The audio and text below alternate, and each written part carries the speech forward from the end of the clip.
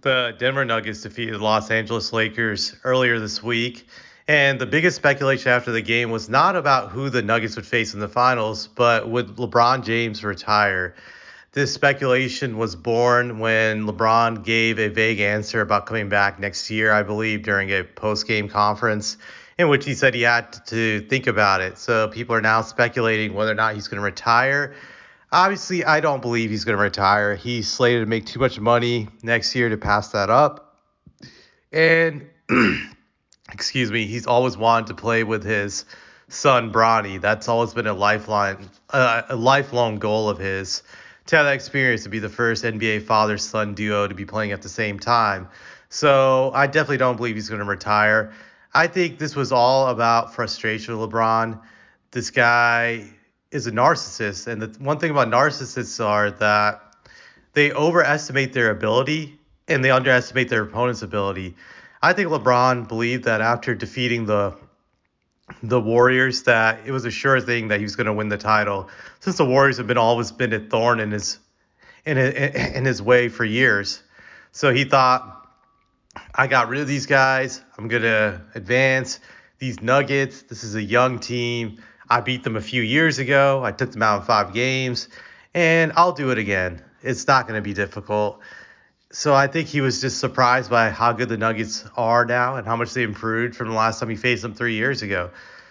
I don't think he believed that they could beat him, and when they did, it really hit him hard.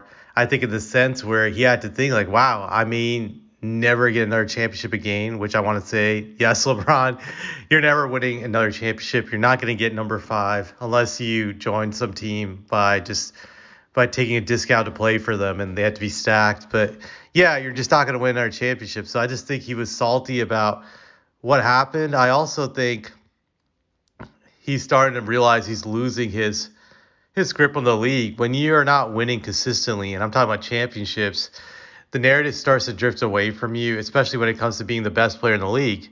So I don't think he's been the best player in the league, at least for the last few years. Obviously, you give him 2020 because he won it all that year. But the last 3 years, the narrative has shifted. Like in 2021, it was Giannis.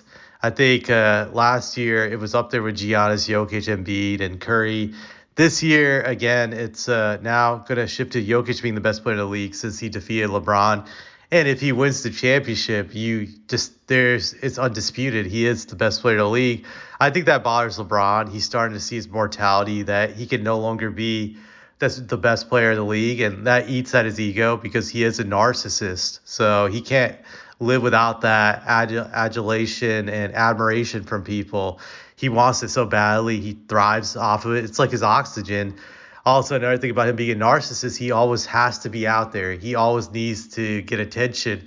This is another way to get attention while he's not in the playoffs anymore because it creates the narrative in which people are talking more about this than the Nuggets going to the finals. Because in the media's eyes, LeBron's a bigger story than whatever ever the Nuggets could hope to produce. So they're definitely going to run with it. And I think LeBron knows this. So he's just keeping his name out there to stay relevant. That's one thing about being famous. You want to keep putting yourself out there so you can keep it continuing.